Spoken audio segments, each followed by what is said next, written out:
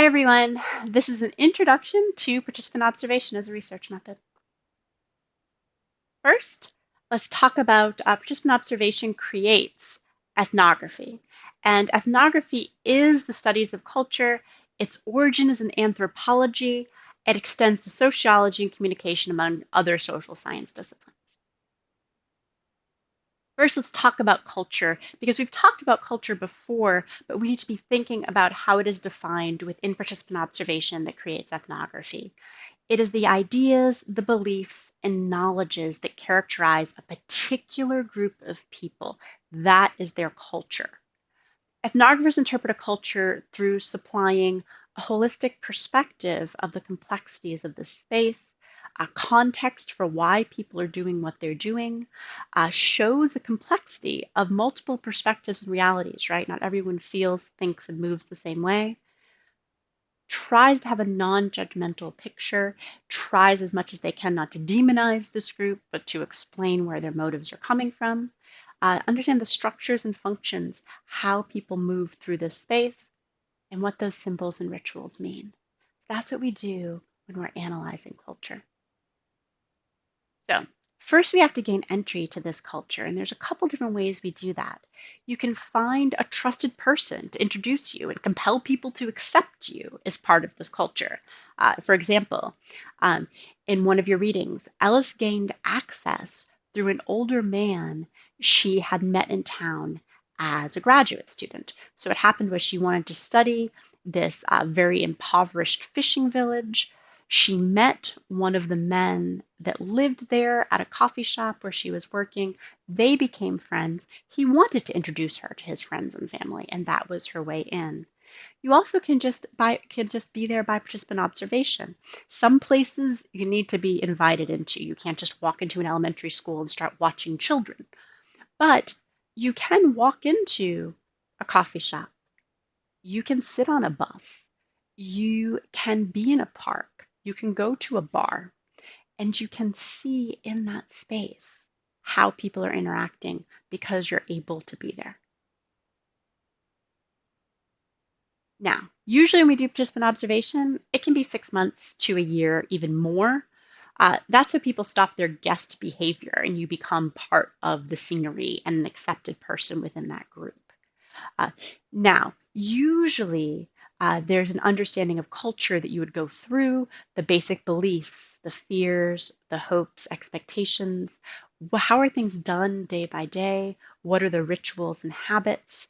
What is precious? What's sacred? What's abhorrent and profane? You can see what matters to people. What do they see as valuable? What makes a good person and a good member of this group versus a bad one? Now, a true participant within that space does not have to be there for continuous periods of time, but it does need to be long term. We are not going to have time within the space of this class for you to be a participant in a culture for 6 months to a year, but we can use the techniques of participant observation to get some understandings in a much shorter period of time. And that's what you're going to do. So I want to talk a little bit about critical ethnography, which has its roots in communication study. In critical ethnography, an ethnographer must become fully immersed in a culture as a member rather than a distanced outsider. So in traditional anthropology, people would travel to a culture, usually on the other side of the world, and they would watch as a detached observer and would try to not get emotionally close or invested in this culture because they felt that would interrupt how they understood their data. But in the 1980s, there was an ethnographer named Dwight Conquergood that while he had gone overseas to Asia to do research, decided he didn't need to. And instead, he just went to downtown Chicago in one of the most notorious public housing complex, and he got an apartment there.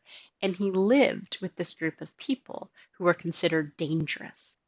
And he got to know them, to be part of their community, to be emotionally invested with them, and then did work to advocate for them. And he became a critical ethnographer. He didn't just want to understand, he wanted to help and advocate. So there is this idea with participant observation, you're going to see what is happening day to day. And that's what you can see very early on. If you sit in a restaurant for 2 hours, you can see the patterns of the people that come in, how they interact, what they do. You can see that in a couple hours of time. You can see what do the cultural documents say? What's the menu look like? How is the room laid out? How is it decorated? How do people move through it? So think about that idea because you can look at the documents, you can look at the physical geography of how this space is laid out and how people are moving through the space and those rituals day to day in a very short period of time. And that's how you should spend your initial time in that space to start making meaning. Now, as you're there longer, ask questions to help you understand what you're seeing as they emerge and as you're able to. There's some simple questions. Where's the bathroom? What's going on here? I remember one student who decided to observe a courtroom said that he asked a bailiff standing at the back of the room, well, why are they all sitting over there? And he's like, oh, well, that's where people who have just minutes with the judge to make some decisions whether they're going to go to trial sit. And he explained to them how that works so he could understand the different people in the room, where they were sitting and why. There's the way you can do that. You can ask people what's going on here. There's also more complete questions that are getting more at what's going on. And you have to have, sometimes you need to have a bit of more of a relationship, right? I remember one particular student who was observing an elementary school because her roommate was an elementary ed major and she was able to get entry into that school.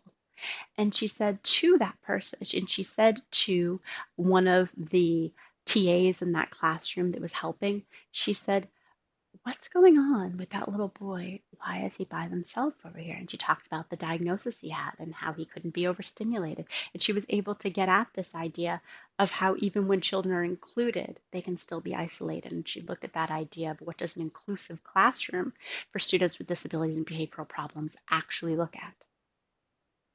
You can figure out why is someone important or marginalized. Now, when you get to these more complete questions where you're trying to find more of a complex understanding of this space, be aware of basics of cultural communication in that someone who is on the fringe and already marginalized in that culture is going to be the first person to befriend an outsider. So sometimes that person who is wanting to be close to you right away doesn't actually know what's going on. And that's important. Or they do know, but they want to mislead you to have you be more on their side. So don't assume that the first person you talk to always knows the complete answer. And that's true even when you start a new job and you're in a new office and the first person to come over and try to befriend you. That's all those different kinds of rules to human engagement that the outsider that actually does not have much capital or power or relationships is the first one to want to try to befriend a new person in that space. So just be aware of that understanding and don't take everything you hear at face value. Now, interviewing. There's an informal interviewing. Questions emerge out of general conversation and just feels like an everyday encounter. I had a man who went to a church and he sat next to someone and he asked them, why do you go here? Right? And they were just general conversations. And that person was really excited. He was there and told them everything she loved about that church. Now, you want to do easier questions as opposed to difficult questions. He waited until he had gone to the church a few times, had seen that person again, and asked some of the questions. That church was not inclusive to our LGBT population. And he asked her, how do you feel about that? How do you negotiate that? She talked about how it made her uncomfortable, but she loved that space and she hoped it would grow. So there's different kinds of ways that to start with easier questions, and then if the conversation's going well, if you're there for multiple hours, you can start asking those harder questions. Now, be aware that there is a question of to remind them that you're there for research. If you're recording them, you don't need to record anything that happens in participant observation. You just take notes. So hopefully they will see your notebook out. You should let them know I'm doing notes for a project, but you want to make sure they're aware of the fact that this is for research because that's part of what we do as ethical qualitative researchers within a higher ed environment. You can also do formal interviews. That same student decided to schedule a formal interview with the pastor and had that pastor give him the history of the church, the demographics, the values, the beliefs, all of that in a more formal interview. That is not required, but you can do that. You can have recorded formal interviews. Now remember, no matter what, you're always taking notes. Notes are always being taken. Don't think you'll remember, you will forget. From the moment you start participant observation until the end, you should be writing everything you see and interpret down. You will forget. Now, you can do an open-ended interview where you say, I'd like to record your open-ended feelings like we do with a narrative interview. Or it can be a close-ended. You might just really want to get a lot of historical facts on tape that you couldn't find through the cultural documents. And if that's the case, it's okay to have much more structured questions you're asking.